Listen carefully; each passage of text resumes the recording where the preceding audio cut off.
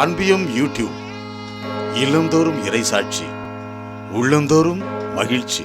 ஆண்டவரின் ஒரு மாற்றம்.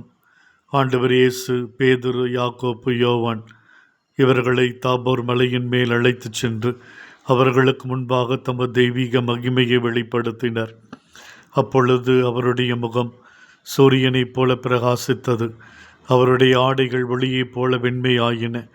சீடர்களை விசுவாசத்தை உறுதிப்படுத்தவும் உயிர்த்தெழுதலின் மகிமையை முன்கூட்டியே உணர்த்தவும் இந்த உருமாற்ற காட்சி வழங்கப்பட்டது.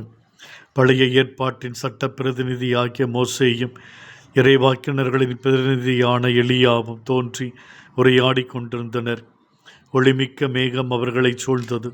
பிதாவின் குரல், இவர் என் அன்பார்ந்த மகன், இவரில் நான் பூரிப்படைகிறேன், இவருக்கு செவிசாயுங்கள் என்று ஒலித்தது. பேதுரு இந்த மகிமையான வேளையைக் கண்டு, ஆண்டவரே, நாம் இங்கே இருப்பது எத்துணை நன்று. உமக்கொன்றும் மோசையை கொன்றும் எலியாவுக்கொன்றுமாக 3 கூடாரங்களை அமைக்கட்டுமா என்று அந்த மகிமையான பரவச நிலையில் பேதுரு சொல்லுகிறார். ஆண்டவரே, உம்மோடு இணைந்து வாழ்வது, தெய்வீக பிரசனத்தில் நிலைத்து இருப்பது மாபெரும் ஒரு பாக்கியம். இதுதான் எங்கள் வாழ்வை உருமாற்றுகின்றது, மறு கிறிஸ்துவாக எங்களை வாழ வைக்கிறது. நாங்கள் எங்களுடைய வாழ்வில் உருமாறி உமக்கேற்ற சாட்சிகளாய் ஒவ்வொரு நாளும் வாழ பிரசனத்தை நாடிவர் அருள் தரும்படி வேண்டுகிறோம்.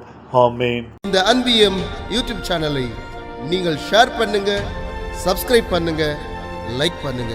Wish you all the best.